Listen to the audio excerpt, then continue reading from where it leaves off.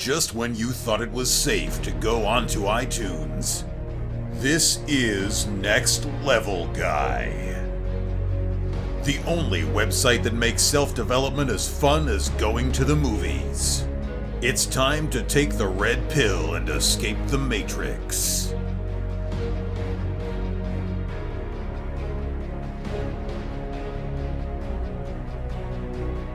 What's happening, guys? It's time for another episode of the Next Level Guy Show podcast with your favourite tutor, Ian Dawson-Mackay.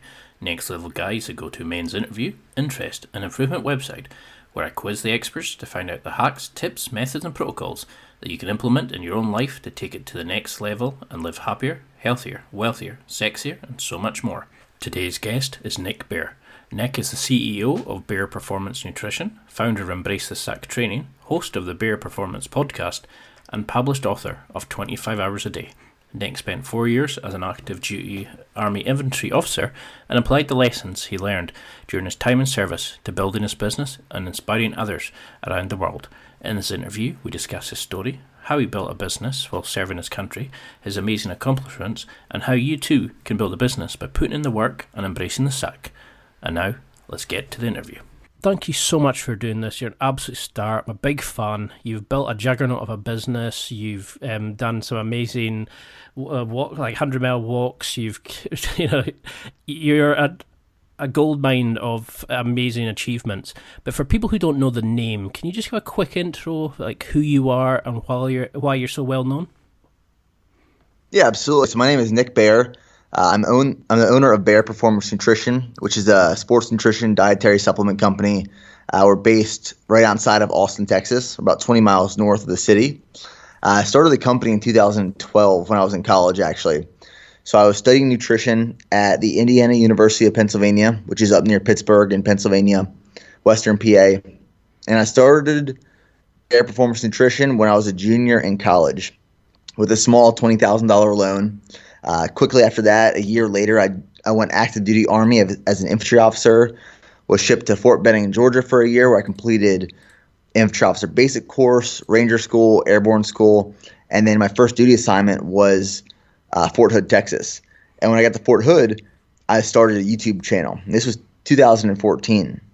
And I was just documenting the process and journey of training and nutrition from like a kind of a personal vlog standpoint. And I was still running and growing and scaling my supplement company at the time.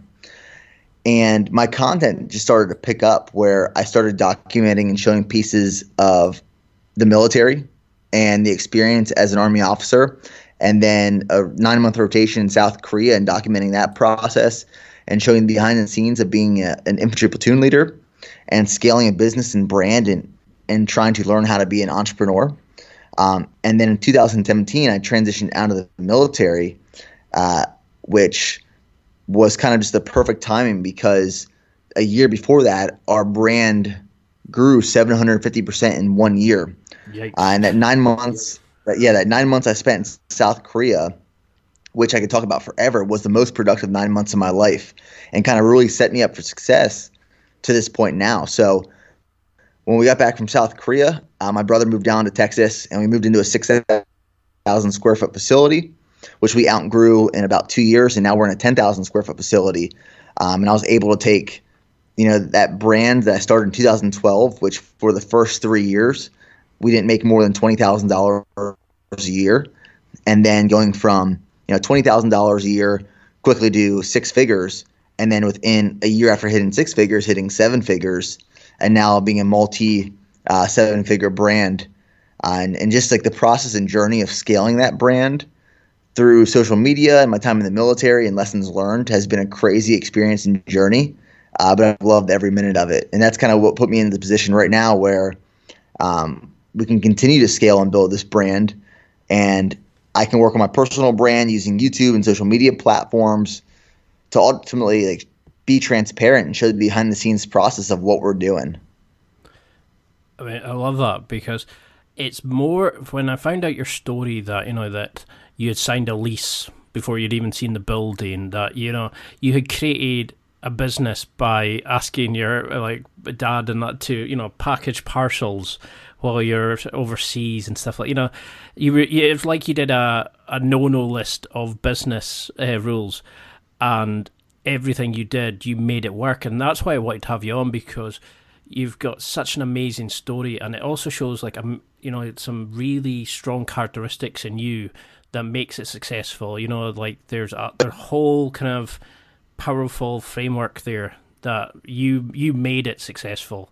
Where other people would have crumbled. You pushed through. You walked over 100 miles. Was it regularly in the army, and then you did it for a charity. You've done an Ironman just because you fancied it. You've done some amazing things. But if we take it right back, I don't like saying the phrase "little Nick" because that sounds like I'm talking about something else entirely. But can you just tell me a little bit, about who you were as a kid? What kind of, if we went right back, what would you be doing? What kind of things were you interested in? What kind of led you initially into the sort of military style? Were you always interested, sort of, in that national pride when you were younger? No, that's interesting. So I'm currently writing a book right now, which should be released in the next about 3 months, and it's called 25 Hours a Day, and it's essentially my life story from where I started to where I am right now. And I talk about, and this is what I'm going to explain right now. Growing up in high school, I was pretty average. I didn't stand out to the extremes from like physical performance. I was never a stud in sports. I wasn't a stud in school. I was just like your average high school student. Did average things. I played sports. I got into fitness when I was like a junior or senior in high school. But what made me want to join the military was my cousin.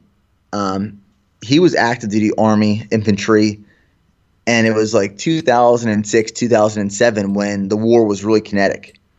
And he would come back from these deployments back home, and I would see the way he was changing. Like his values were changing, and the respect he gained and was shown from the community and our family. And there was this one time that we were at dinner, and my grandma asked him, like, why do you do this? Why do you keep going back to war? Why do you stay in the Army? Like, what is it that keeps you going? And he said, like, someone has to do it. Like, someone has to, and that's why we have this voluntary-based Army in the U.S. Someone has to stand up and do it, because if not, we'd be forced to. So someone has to contribute to the society and help. And that really, that stuck with me for a long time. And that made me want to serve after watching my cousin, grow and develop, and the lessons he learned in the military. It made me want to follow that same path. So when I was about a sophomore, it was either sophomore or junior in high school, I applied for a National Army ROTC scholarship, which I was selected and awarded. So essentially that meant I would go to college paid for by the military 100%, but I would owe military service afterwards. So I got into, when I found out I got the scholarship, I started getting more into nutrition and training and physical performance to prepare myself for college, where I was going to be an ROTC. And that's kind of what put me in the path of wanting to join the military and taking that next step forward, because as soon as I got to college, I signed my contract that said I commit, my 4 years to college paid for by the Army in exchange for time and service. Because I love when I listened to another interview and you'd said, that you'd done that, and then you thought, okay, I'll do 4 years and then I'll become an architect. It was that kind of idea of just, yeah, there's no problem, no danger. I'll get that done. Then I'll move on to the next chapter. I like the way you had already sort of planned out what you were going to do. Do you think you'd ever gone down the 9-to-5 role? Were you always the sort of person who needed to keep challenging yourself and sort of putting yourself into these kind of situations? Were you like that as a kid, or is that something you've kind of just done through learning, like growing your business, running the Ironman and all that kind of stuff? You just found that you just get off on these kind of challenges even? I mean, early on, I had like the entrepreneurship spirit. I still worked like 9-to-5s growing up. I needed to make some sort of money to pay for the things I wanted to do when I was in high school. But I had like these really intense passions growing up. So like when I was younger, I got really into construction. I'm talking like 13 years old. When I was 13 years old, I'm asking for power tools for Christmas. and I would build these things. I got really into construction. I wanted to be an architect then. Awesome. And then I got really into cooking, and I wanted to be a chef. I got these intense passions, and I would go all in on these things. And then I found fitness, and along the way, I started a small lawn care company when I was in high school. And I realized then, well, I was my own boss, and as I was mowing people's grass, I'm just pushing my lawnmower, my parents' lawnmower around the neighborhood, cutting grass. I was making like 4 or 5 times more than my friends were working a traditional minimum wage 9 to 5. And I don't know at that moment if that's what kickstarted the idea and concept of being your own boss and building a brand or a business, but I absolutely loved that. Like, I loved being a part of that and being able to build that, and that was like very attractive to me. So I went to college with the intent of, like, I didn't know what I wanted to do for the rest of my life, but I knew I wanted to join the Army, and I knew I wanted to study nutrition. And I figured I would figure out after my time in the Army what I wanted to do. And I got really into sports nutrition. I got really into bodybuilding. I got extremely interested in the supplement part of it, like supplement science.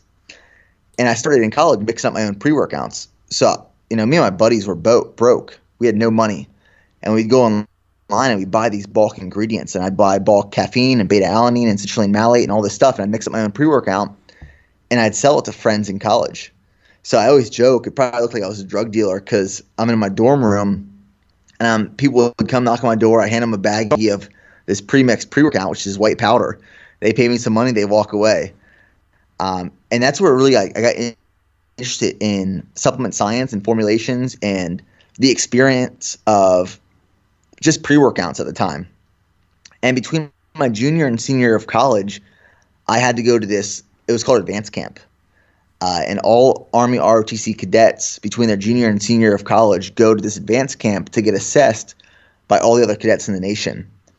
And there were like 6,000 students this summer. And I go to this advanced camp, and my evaluations came back like very well. Like, my evaluations on leadership and management came back at the top tier. And this kind of bred this newfound confidence in me. I was like, man, I can lead, I can manage people. I didn't know I had this ability. So I came back from this advanced camp, and literally the next day, Bayer Performance Nutrition was formed as an LLC in the state of Pennsylvania at the time. And the best way to put it is I've never been a person, and this phrase and this term is thrown out all over the place.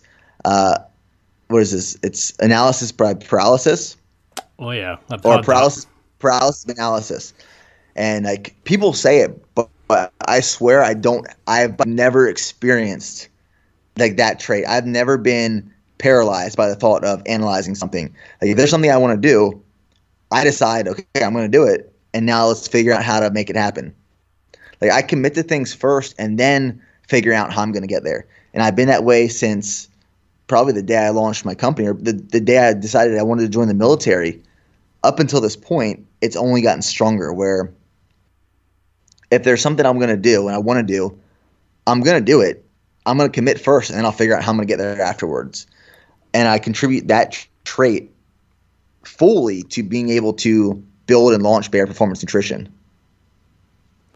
Because I think that's definitely a defining characteristic of why you've been so successful. Because, so many people, they knock themselves out of the park before they even start, because they start going, oh no, I need to go to the gym, I need to get into shape, I need to do this. Whereas you've just gone, I want to do that, and then you've figured out how to go about doing it. So instead of starting at a negative, you're looking at the positive aspects and, figuring out where to go. So from your time in the Army, did you notice the development of your own kind of values, your development of your own personal self to the kind of levels that you admired in your cousins? Did it work out for you in that kind of range? Did you get what you wanted from it the same way that your cousin got from it? Yeah, I think just being an ROTC, our instructors were active duty officers and NCOs. I gained a lot of those values. And my values, as I grew in those 4 years, became aligned with the military and military service. So by the time I got to, active duty military, I was already living those values and prepared to fully adapt them. But I learned so much.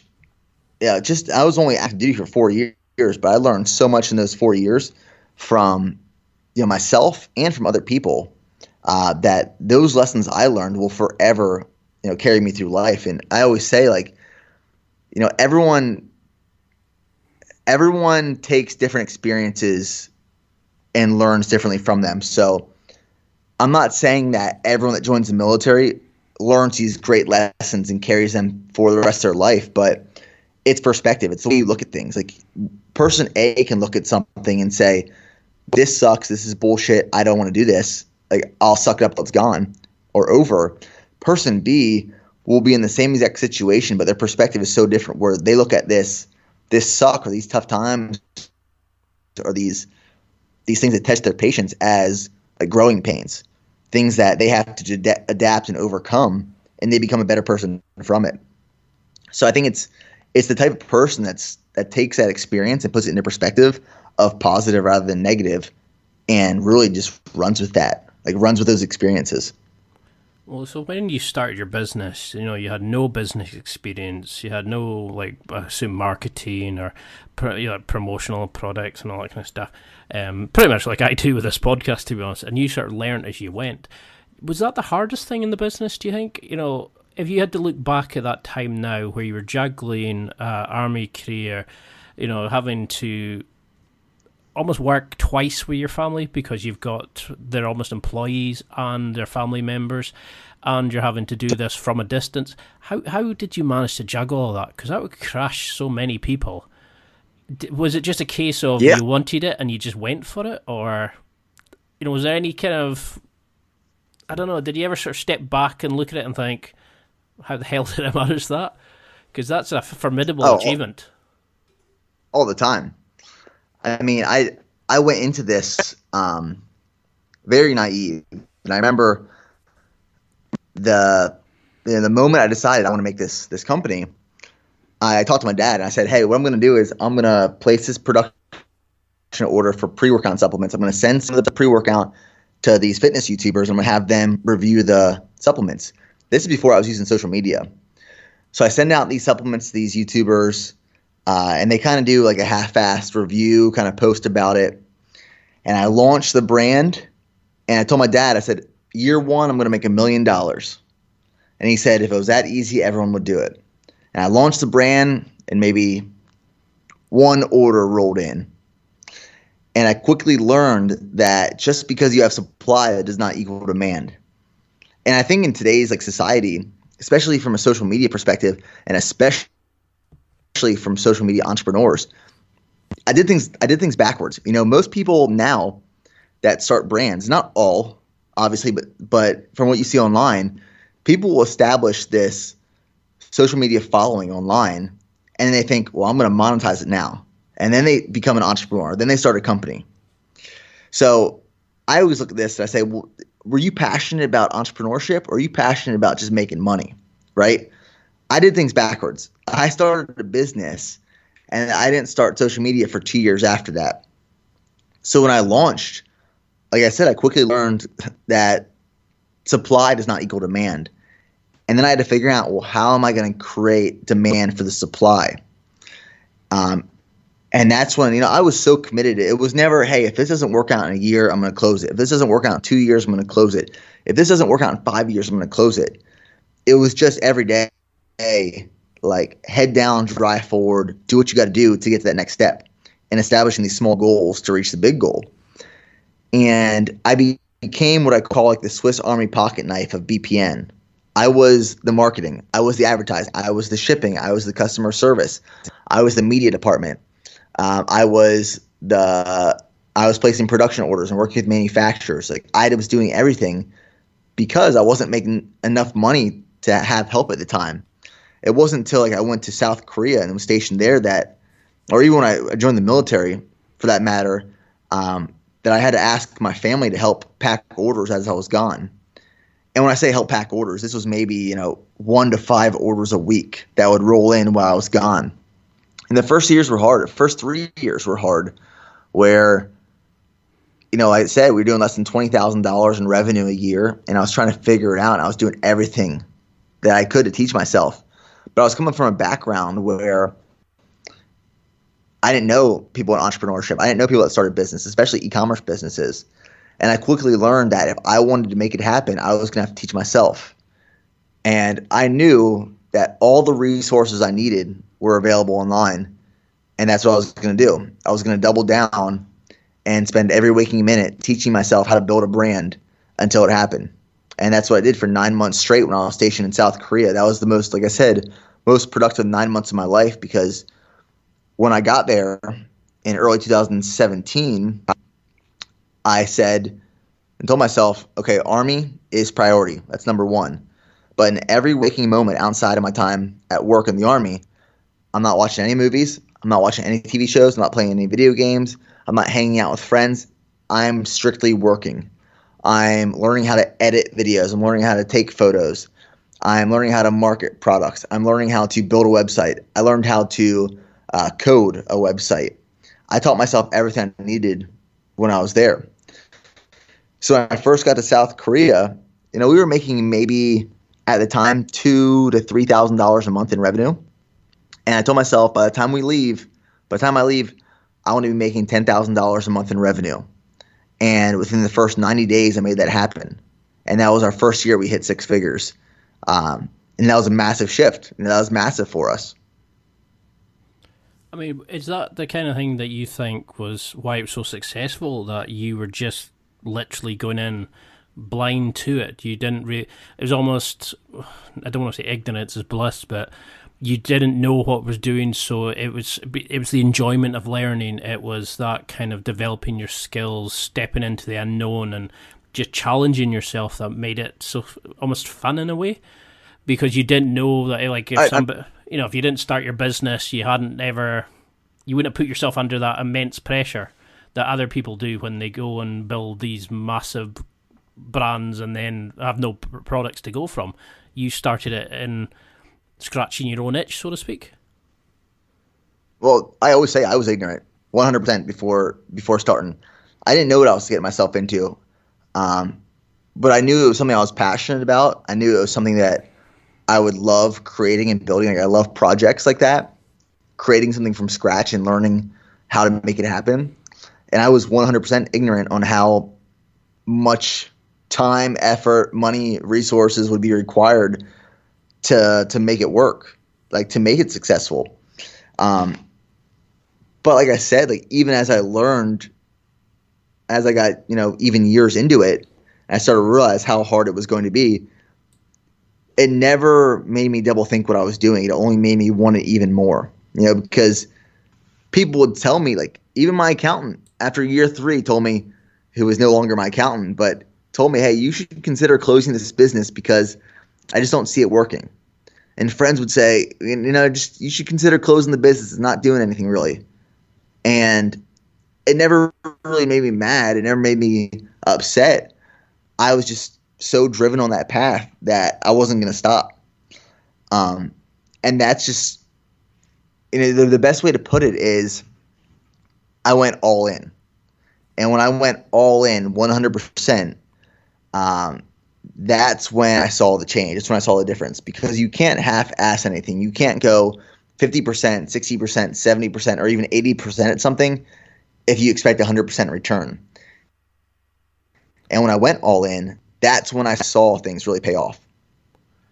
So how did you know then at that point you were building not a merchandise stall basically, but an actual brand, something that was actually giving value to your customers and something that you truly believed in, something that you could actually spend these 25-hour days you've talked about. How can somebody make sure that they're not just adding to the noise, but they're actually building a brand which they believe in, that they know is not trying to fuck over their customers, that they know is actually going to do some good in the world? Because your brand is amazing. You've got, like, the products you sell are what customers need, but you're making people better. You're not making money off them just for the sake of it. You're actually benefiting your customers, which is quite rare in the fitness industry. So how do we make sure that, like you've done, have built a business from the ground up, but actually make it sure it serves the people that purchase it from it. Yeah, I mean, I think it's easy to spot someone who isn't genuine and authentic.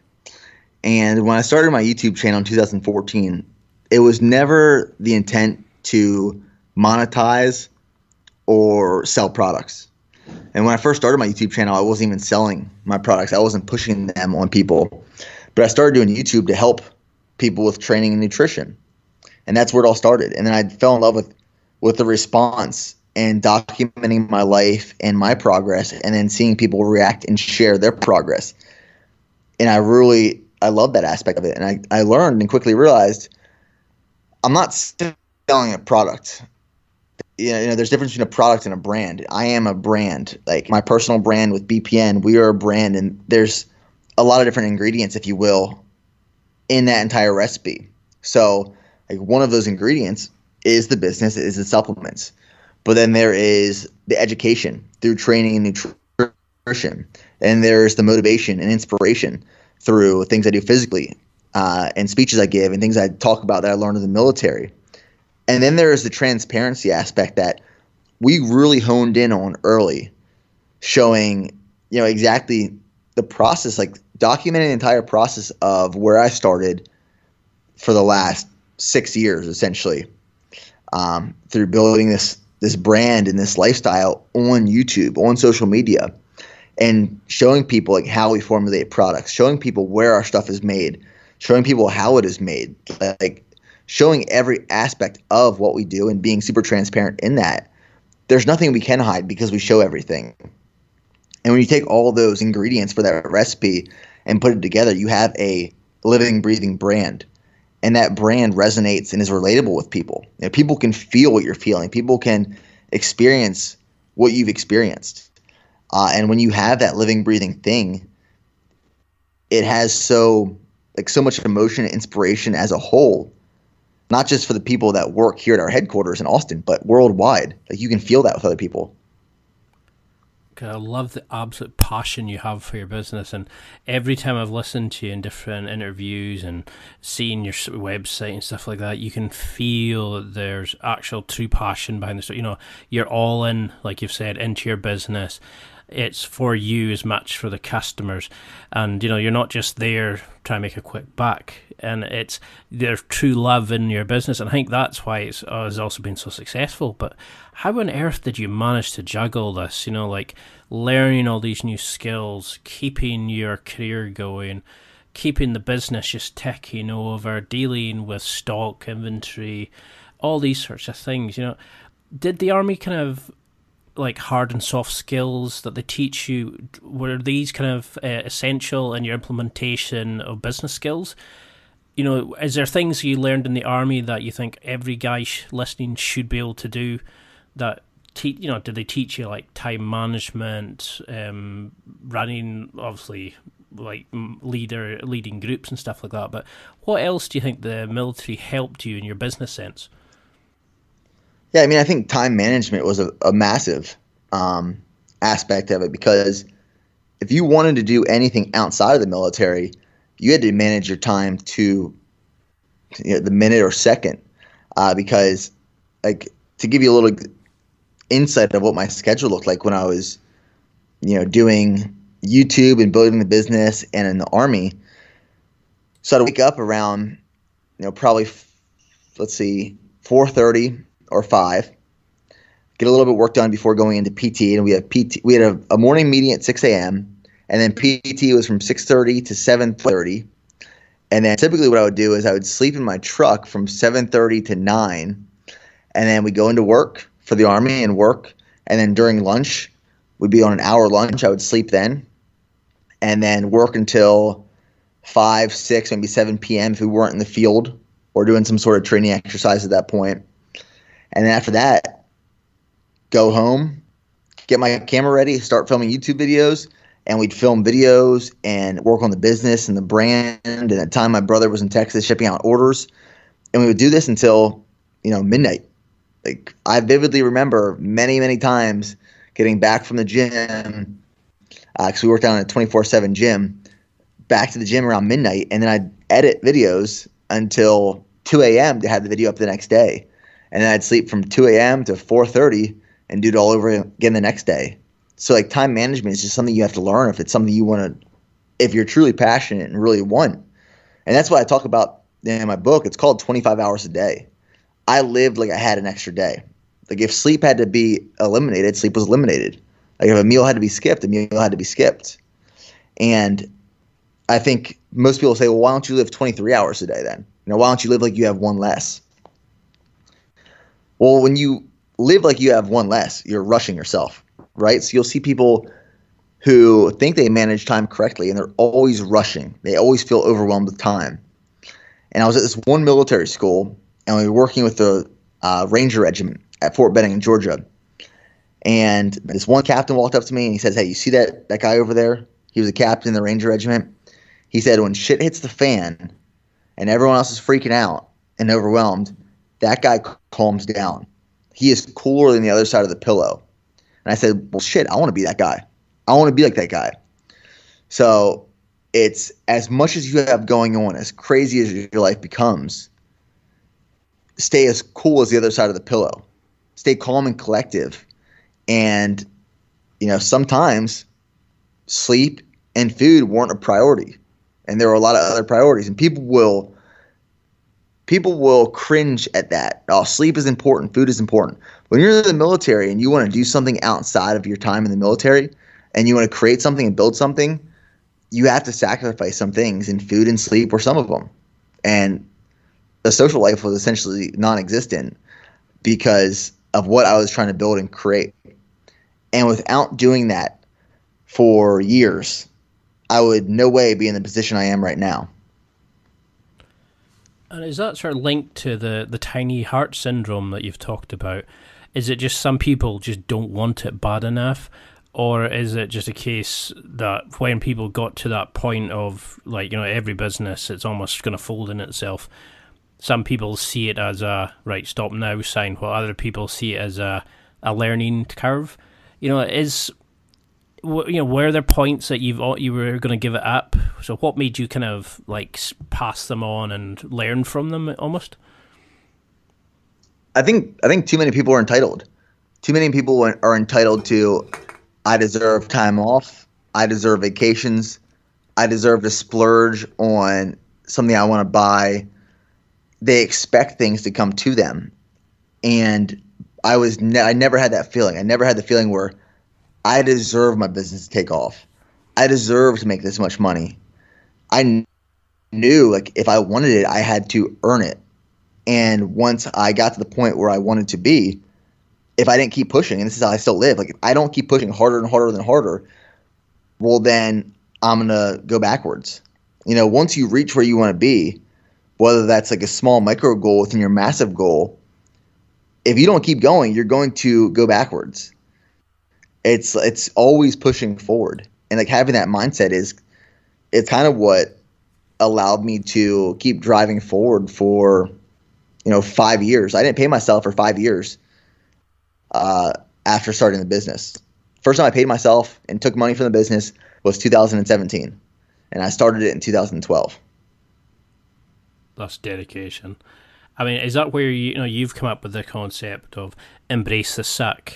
Is it during this time you that was a sort of initiated for you? What can you explain to people listening what your sort of philosophy of embracing the suck is, and how you utilize it, and how other people listening can learn from your kind of approach to not give up when it's just getting uncomfortable, become comfortable in the uncomfortableness? Yeah, I mean, embrace the suck is a term that's been used in the military for decades. And the first time I heard it, my buddy was in basic training. It was 2009, maybe around then. And he was having just a crappy day. Drill sergeants were yelling at him, and he went to the porta potty to kind of get some alone time just to escape some of the screaming.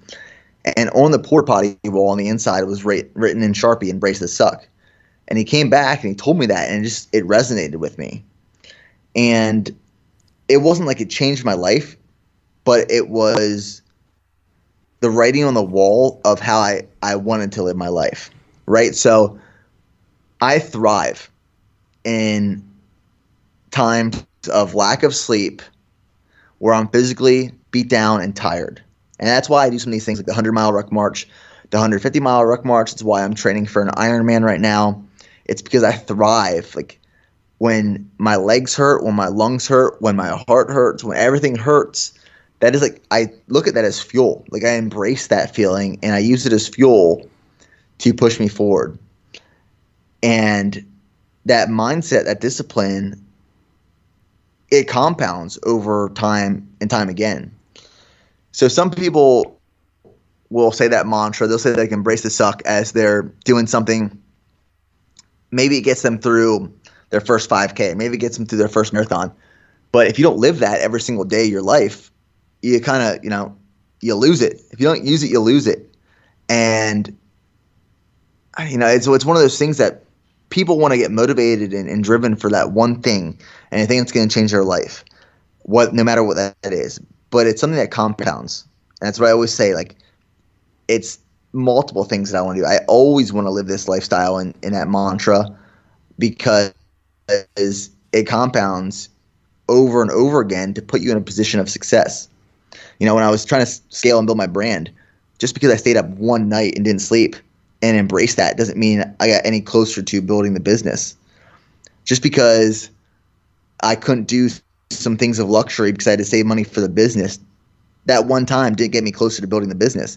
But it's these things that compounded over time, and I did it over and over again. It became routine and discipline that put me closer to building my business.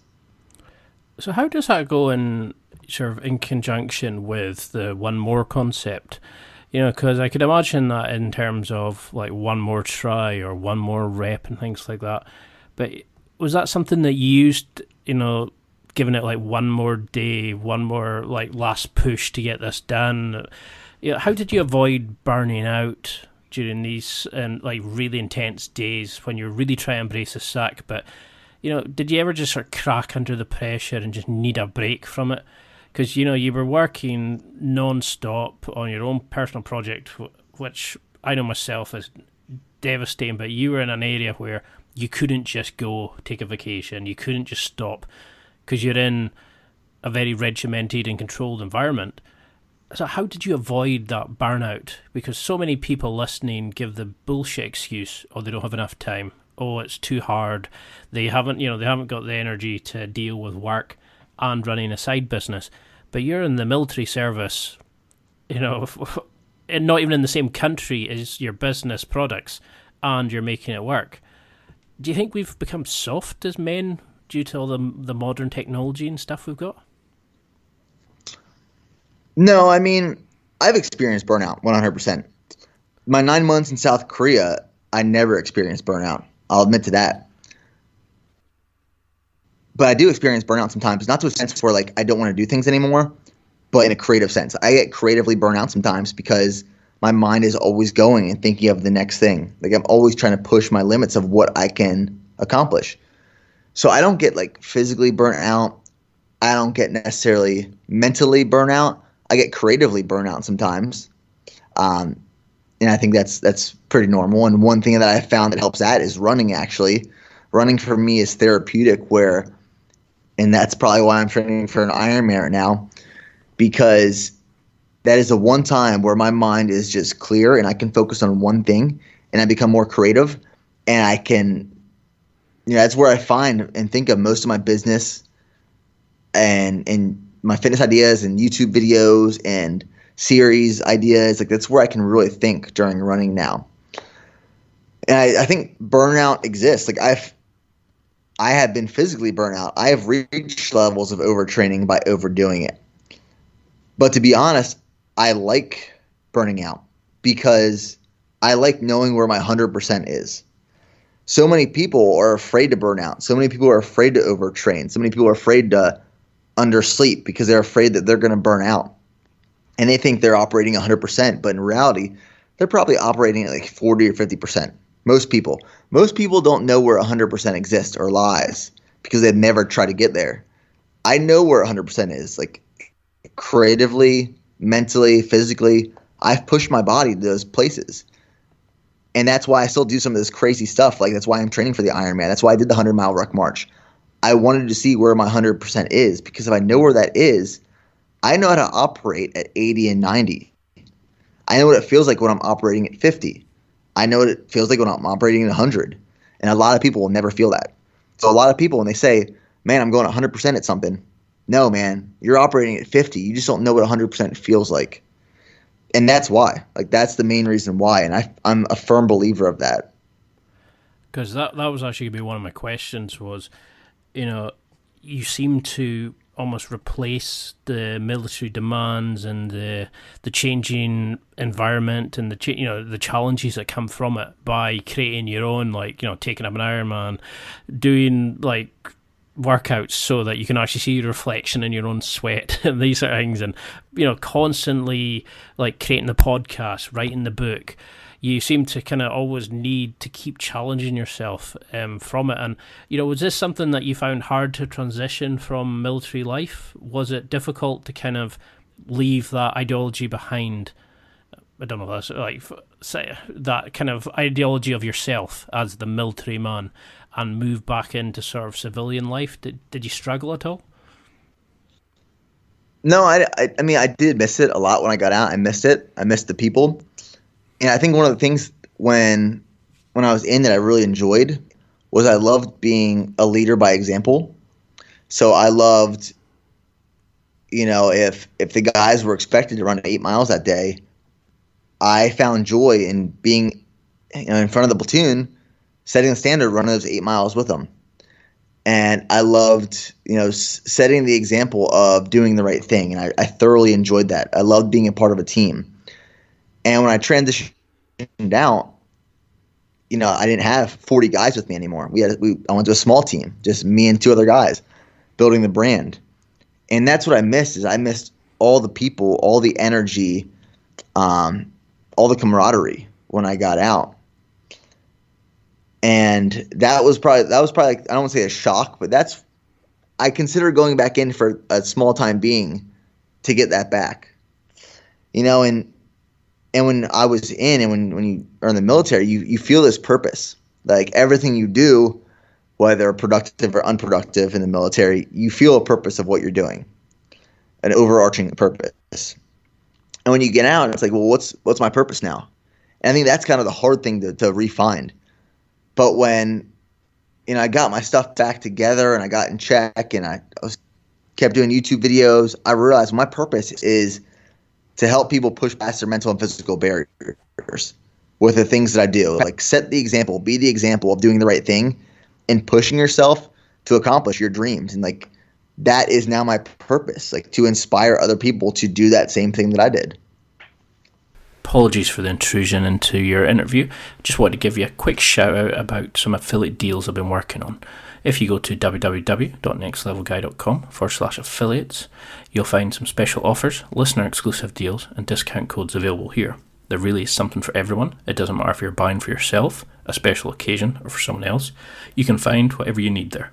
There's a lot of inspiring companies and interesting products that you may not have seen before, but you'll definitely want to get. There's companies there advertised like Onnit, Amazon, Meet Andy's, Barbell Apparel, Dollar Shave Club, and so many more. There's companies who help you with your dating life, who help you with your sporting performance, and who can improve your sex life. You'll find sporting equipment, tactical gear, outdoor equipment, gadgets and gizmos, and so much more. If you need it, it's there, and stuff you never even knew you wanted, but you'll definitely want to check it and pick it up there. Simply go to www.nextlevelguy.com/affiliates and enjoy. Please note, I don't receive any information on you or your purchase. All I receive is a small commission from the business as a thank you for sending you to shop with them through the links. All monies are used to improve the website, and I thank you if you use the link, and I thank you for being a listener. Now let's get back to the rest of the interview. Because I've interviewed other people who've come out of the military, and they've said more of the kind of sort of the British side, that there wasn't the greatest of transition from the kind of structured help and all the services that they got while they were in the military. As soon as they came into civilian life, there was no kind of setup to make sure they transitioned, that they got help, going back to normal life, leaving that behind. One of them said it was like you said, the noise and the energy and the people he misses it like crazy, and he had to leave because of medical reasons. And he said, because it was just that kind of, it's like losing a family. You're losing, it's like he'd lost part of who he was. I mean, do you find that difficult to not be promoted as the veterinarian, the vet, I almost said veterinarian there, Jesus, the military guy? Did you find it difficult not to have people just make you out as the military guy? Because there's far more to you than that, but everybody has this kind of story that they like to market. Is it difficult? Because I think I heard you discussing another thing, I think it was Matt Vincent, where he was saying he's not just the Highland Games guy, but people link the two of you, that your story and you together. Is it difficult for you to come out of that shadow and to build the brand and make it a unique entity? No, I mean, I really appreciate my story and where I came from and the experiences that I learned while in, but I by no means want that to define who I am the rest of my life.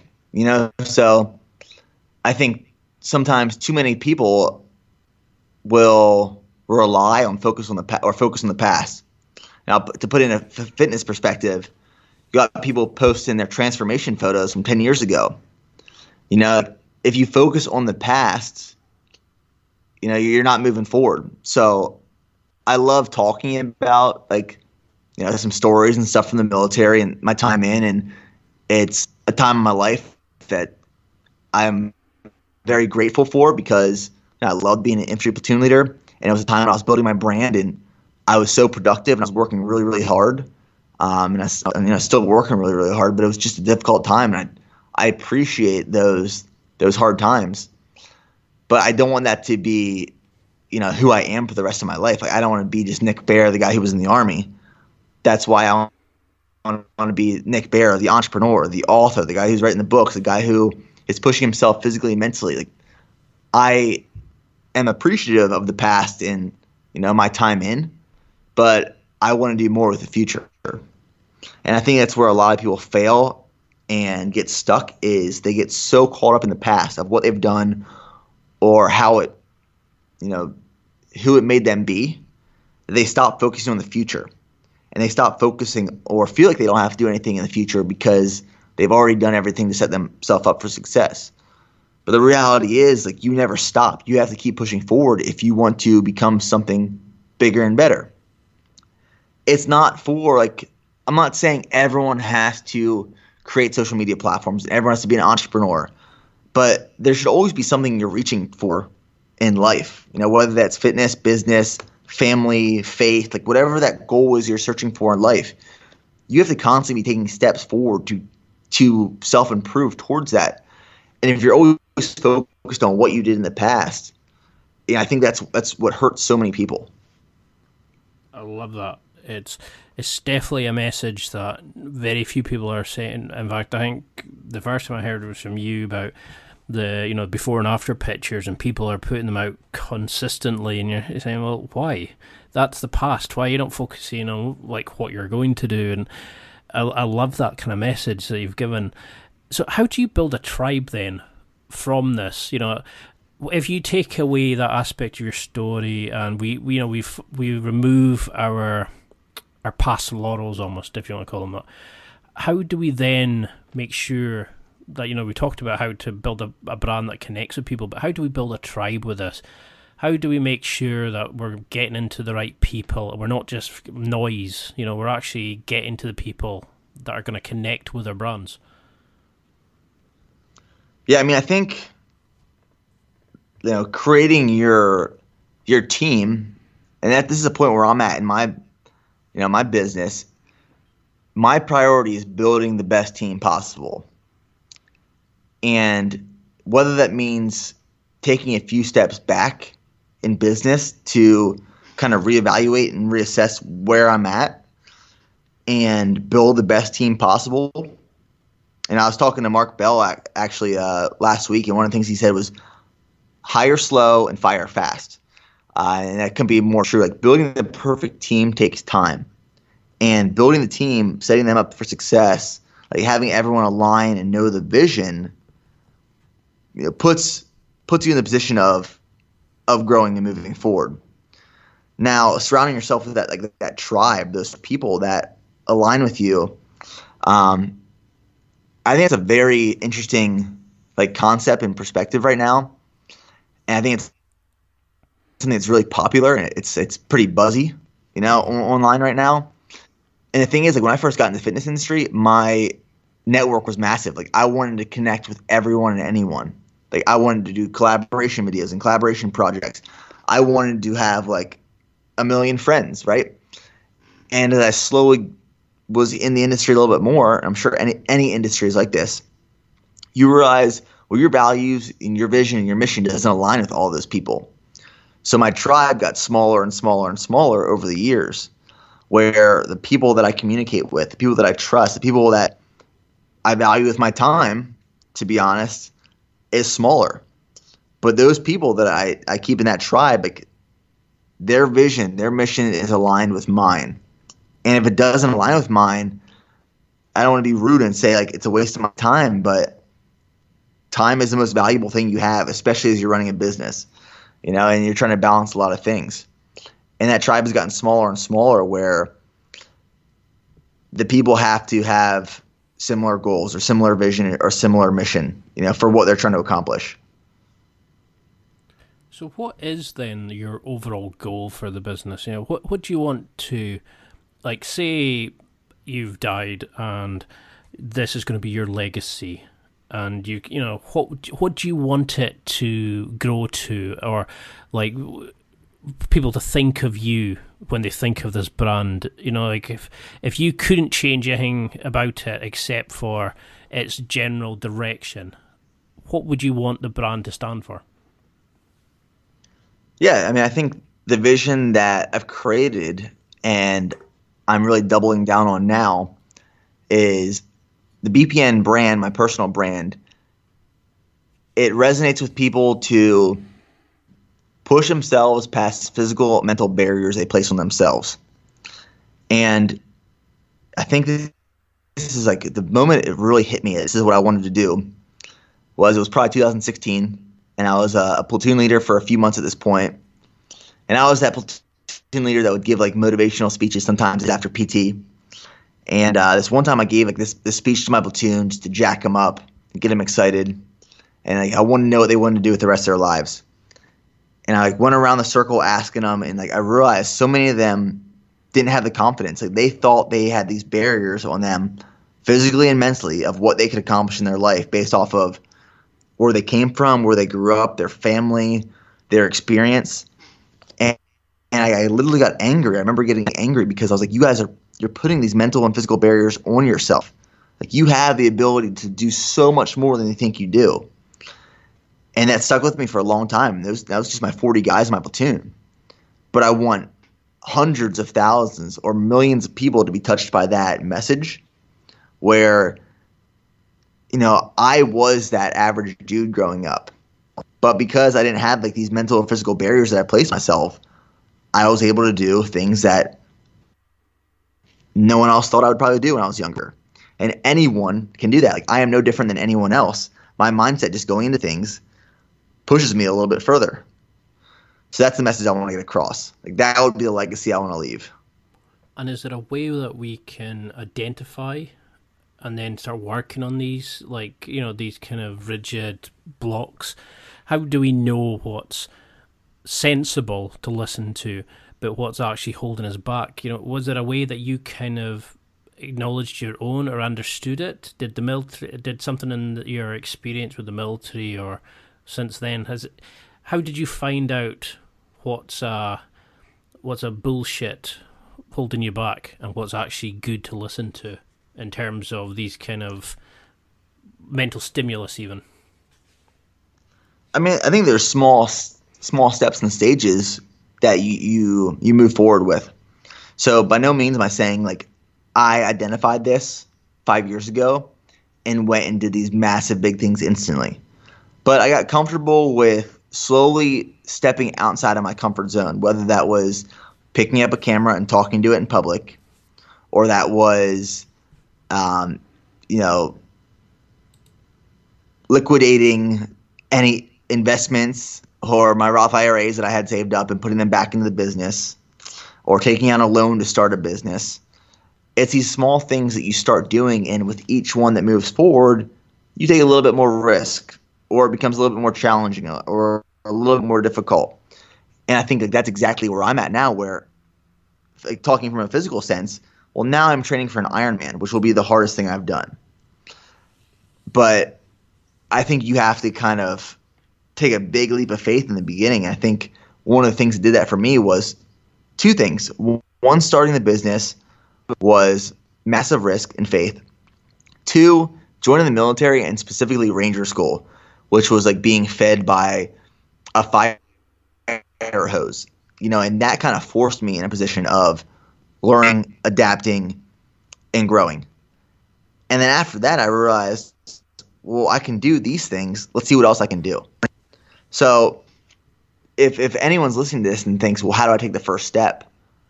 Well, what's the first thing you want to do? And you think that thing that's going to be challenging and you want to do, but then there's instantly resistance due to overanalyzing it. Well, that's probably the thing you should do. Whether that's, start a new project you've always wanted to start a business, go run a 5K, run a marathon, enter a bodybuilding competition, train for a powerlifting competition. The options are endless, and I'm just talking from a business fitness perspective. But take that first step, and then after that step, find the next challenging thing after that, and after that, and after that. And eventually you'll be doing shit you never thought you were going to be doing. I love the way you look at things. I was blown away with the interview that you did recently with I think it was Matt Vincent. It was the first time that I actually heard an authentic conversation about business. About what holds people back and how people look at it. It was not the kind of the usual bullshit kind of answers that you hear in some of these podcasts, and it was really blew me away just how good it was, and it completely changed the way I look at creating a business and a tribe for myself. I really love what you're doing with your stuff there, and I'm definitely getting a copy of the book, and I love listening to your podcast, etc. But for somebody who's listening to this and went, this guy's done amazing stuff, but how do we even start? Look at what he's done. I'll never get to this point. How do we stop comparing ourselves to like the Tim Ferrisses, the Gary Vaynerchuks, the guys that have created it off their own backs? The guys like yourself. How do we use you as inspiration to see what we can do, rather than, oh God, I'll never be as good as them? How do we keep it as a positive rather than a negative? I'll be honest. You got to stop. Almost reduce, I don't want to say stop, but reduce absorbing and increase creating. Over the years, I've, when I was first starting to scale my brand, I had to learn some things, right? And when I was learning things, I was reaching out to see who I could listen to and who I could learn from. But it's got to get to a point where, what are you absorbing? Like, what are you listening to? And is it fluff or is it useful? And stop absorbing so much and start creating more. Because until you start creating, no matter what that is, whether that's content or a business or a plan, you're not going to get anywhere. And I always talk about backwards planning. And this is something that's familiar and used every day in the military, but it's actually kind of groundbreaking for some of the civilian population. And I think some of the people that were in the military don't realize how great of a benefit backwards planning can be. But, for example, you take a whiteboard in front of you, and I use this example a lot, and on the left side of this whiteboard is where you're at today, and on the right side of the whiteboard, it's where you want to be. And where you want to be is in 5 years. Well, then you have to fill in from time now to your goal what has to be done within that time period leading up to that goal. What are all the steps you have to take? And you might not know them all, but fill in what you can. And as you start to learn and grow and develop, you're going to start filling in more and more things. And each one of those things has to have a time allocated to them to reach your goal within the time period selected, whether that's 5 years, 10 years, whatever. And backwards plan from the goal to where you are today to set yourself up for success. Because if you're constantly just throwing darts at a dartboard, hoping something sticks, which it's what I had to do in the beginning, but if you keep doing that, even when you start to find some momentum and some traction, well, then you have no direction towards your goal, and you have to have direction towards your goal, and that's where backwards planning comes into play. I love it. I've never really heard that concept used. I mean, we've all kind of done the kind of thing of look into your future and find the person that you want to be, and how do you get there, and everybody comes away thinking, oh, I want to do this and that, but nobody ever kind of puts goals in place, and they quickly forget it when all the the next TV program pops up and things like that. Like, I loved that idea that you talked about in, I think you were in Ranger School, where it was the best time because you had no distractions. You were just sitting doing what they were telling you to do. There was no social media. You didn't know what was happening in the outside world. You just focused on the goal at hand, and you got to actually connect with people. And I love that kind of thing of, once we don't connect with ourselves, we barely connect with the other people outside because of all this other distractions. And it's like you're saying, is we need to cut all that out, stop absorbing, and start creating. And I definitely know you've spoken to me there as well, because I've gone down the line of far too much crap. I'm trying to juggle 50 different platforms and creating a podcast and all that, and you give lip service to each thing, where you're not creating a proper effort because you're not giving everything that's due consideration. Is that something you struggled with? At what point did you learn just to sort of cut the chaff and go and give your 100%? It was when I got to South Korea, actually. It's in the beginning when you don't have a strong vision or understanding of where you're heading, you try to dip your hands in a little bit of everything. You try to, does this work? Does this work? Does this work? You're trying to find out what works. And then before you know it, you're spread so thin that you're not dedicating 100% to anything. You're giving everything like 10%. And when you're doing that, you're spreading yourself so thin that you can't make one of those things work. So it wasn't until, I think Ranger School was a great example where that's one time where there were literally zero distractions. None. I couldn't talk to the outside world. I couldn't talk to my family. I couldn't talk to my friends. Didn't have a phone. All I had was my mission, which was what I wanted to complete Ranger School, the people around me, and the mission of what was to be completed for that day. And I could focus so full-heartedly onto this one thing that changed the way I think and operate. Because I realized, wow, when you dedicate all your time to one thing, you can become successful. And when you're given a little bit of time everywhere, so spread thin, well, it's like you're not even making any forward progression or movement. So when I got to South Korea, using these lessons learned, my vision of where I wanted to go was so clear that I kind of eliminated a lot of distractions. Like, I had priority, infantry platoon leader, secondary, build a business. And within that came some vertical things that I had to complete: create a social media following, start YouTube, or keep doing YouTube, learn how to market, learn how to run and operate a business. But there were less things I was focused on doing where I could double down and go all in on that, those two things at the moment. So I think sometimes, too often, people spread themselves too thin where they can't dedicate time to one thing, and that's a massive problem.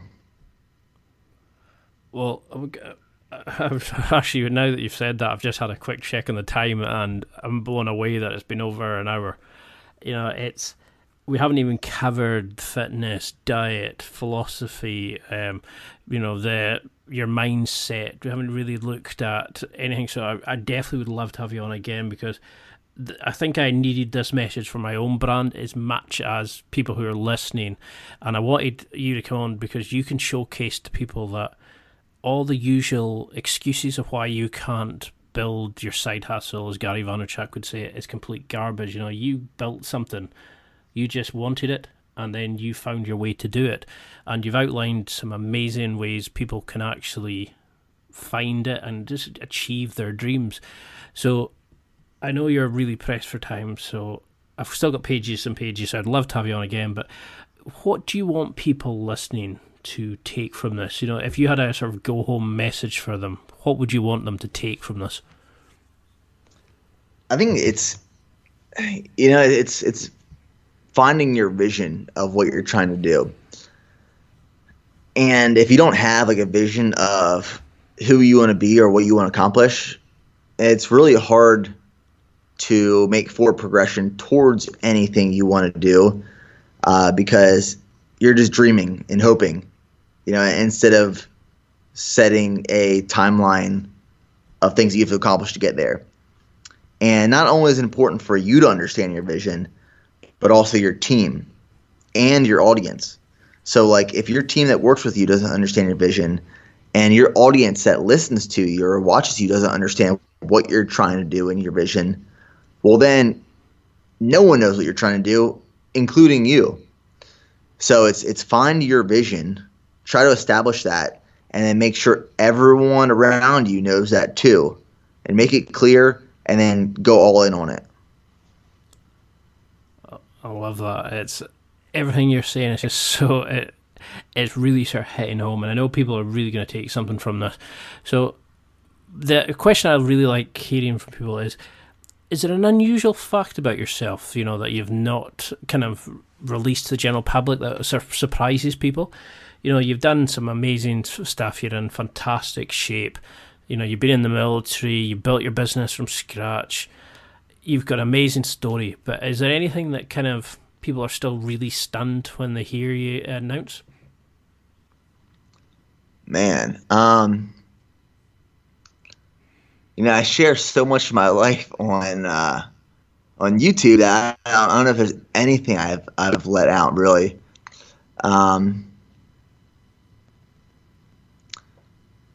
I'd have to think really hard on that one. One thing though is I'm a fan of pineapple on pizza, and I know a lot of people are not. So I might take some hate for that. I might take some love, but to each their own.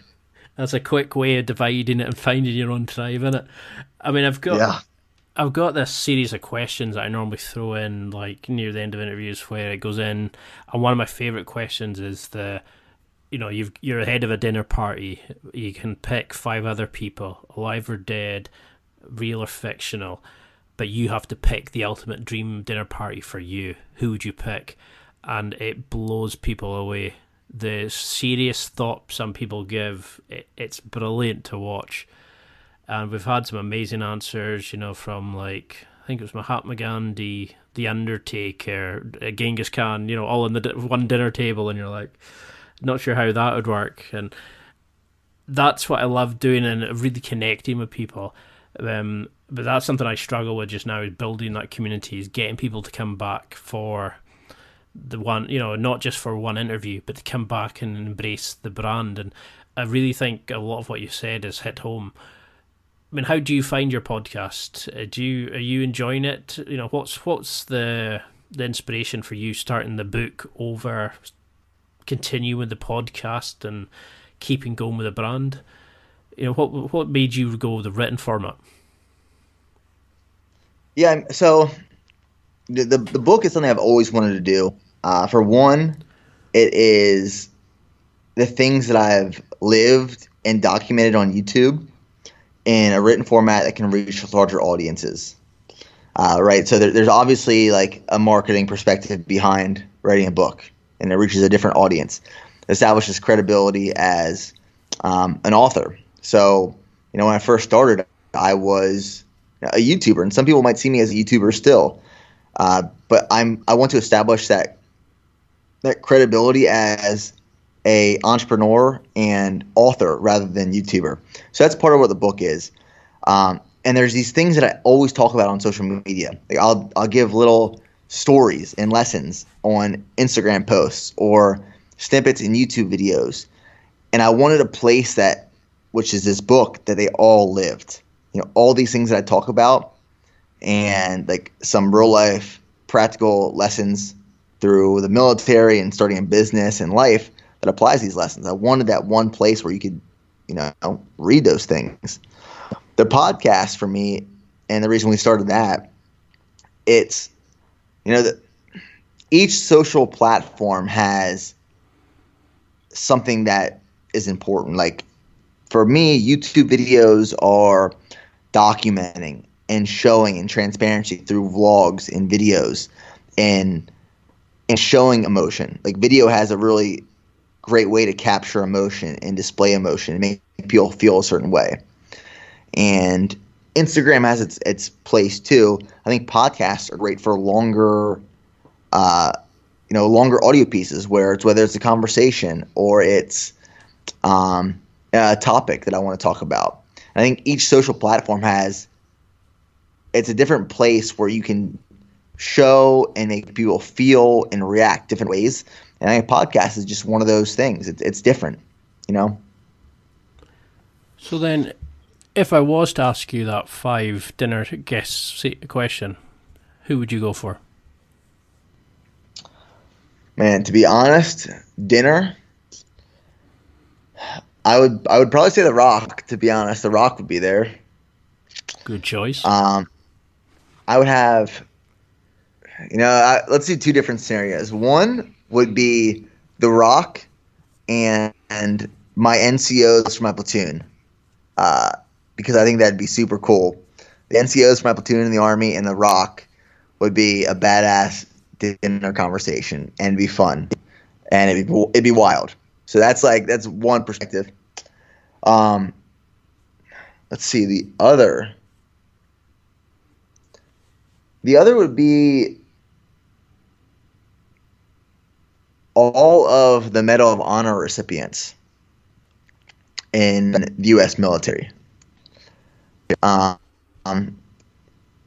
learn, 1, their story before, 2, their story of receiving the Medal of Honor, and 3, how their life changed after receiving the Medal of Honor.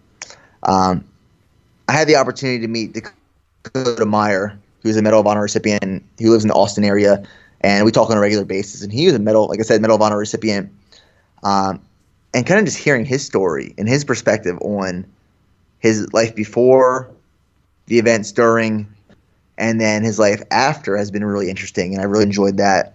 And I think having a table of Medal of Honor recipients would be very interesting.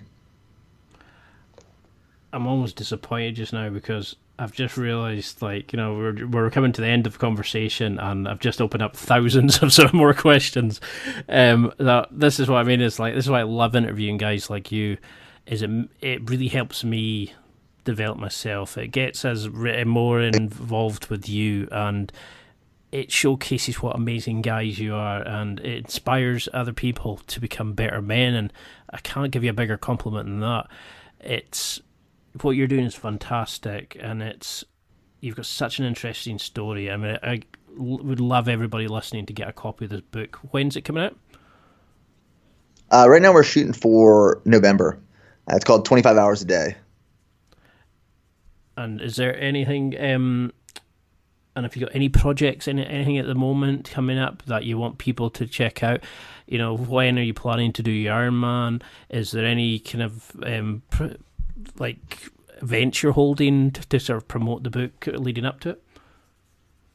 Yeah, so the Ironman is my main focus right now, and that is November 2nd in Panama City, Florida. So that's what I'm training for. We have the book launching November timeframe, and shortly after I'll be doing a book tour around the United States. And then with Bear Performance Nutrition, we are launching some new products coming up in the next couple of months. We have a strong reds to complement our strong greens. We have some new flavors of whey protein and pre-workout. And then we are also working to relaunch Embrace the Suck Training. So Embrace the Suck Training has been our physical training platform, where we offer 12-week training programs, and we're completely revamping that platform. And we're hiring actually one of my friends he's a Green Beret with 10 Special Forces Group. He has his strength and conditioning certification, and he is going to be running all of the strength and conditioning programming for Embrace the Suck Training. So that's going to be a massive launch probably in the next 3 or 4 months. So there's a lot going on right now. There's always a lot of moving pieces, but that's just the way I love it. You got to constantly be moving forward. Well, I've used up enough of your time just now. I cannot say thank you enough for this. I wish you nothing but success for the future. I barely touched the sides with some of the questions. We bounced around, but there's so many things I want to go into deeper detail. So if you've had nearly as much fun as I have, I would love you to have come on again. But for those listening, which I'm hoping there's a lot, how can they find out more about you, keep in touch? Where can we find you on social media, your website, that sort of thing? Yeah, so my website is www.bare, that's B-A-R-E, performancenutrition.com. My Instagram personally is Nick Bear Fitness. YouTube, if you just search Nick Bear, a bunch of my videos will pop up. I think I have over 500 videos now. And then if you want more information on myself, it is www.nick-bare.com. Perfect. Well, the floor is open to you. If there's anything else that you want to add, now's the time. I appreciate you having me on. I thoroughly look forward to our next conversation and diving a little bit deeper on some of those other topics. But I can talk about that stuff for days. It's where I'm passionate about. It's what I love. It's become such a huge part of me, which is almost like it's like half my heart. Like without it, I don't know if my heart would operate. But it's just what I love. I love being able to build and create this. And looking back at the past 7 years leading up to this point, and I always tell people it's been a crazy, crazy journey, and I've loved every part of it. And to give any sort of inspiration is the part that I love the most actually is right before we were about to really kind of blow up and grow. It's the really hard struggle, where you have no money left. You're struggling to create demand for the supply. You're frustrated with trying to figure out how to make it work. Those are some of the best times. Those are some of the most fun times. And those are the times you need to document, because you're going to want to look back at that and remember what it feels like to be there. And it's humbling. And it makes you want to push even harder to remember where you started. So that's my biggest piece of advice. Well, I think that's a perfect point to leave it. I mean, I love listening to your interviews. I love your story. You're such an inspiring guy, and that's why I'm almost disappointed to be ending, because I could listen to you talk for days. There's thousands of things I want to ask, so we'll leave that for round 2. That's it for another week. Thanks for listening. Absorb it, practice it, use it. Until next time, keep trying to hit that next level in your life.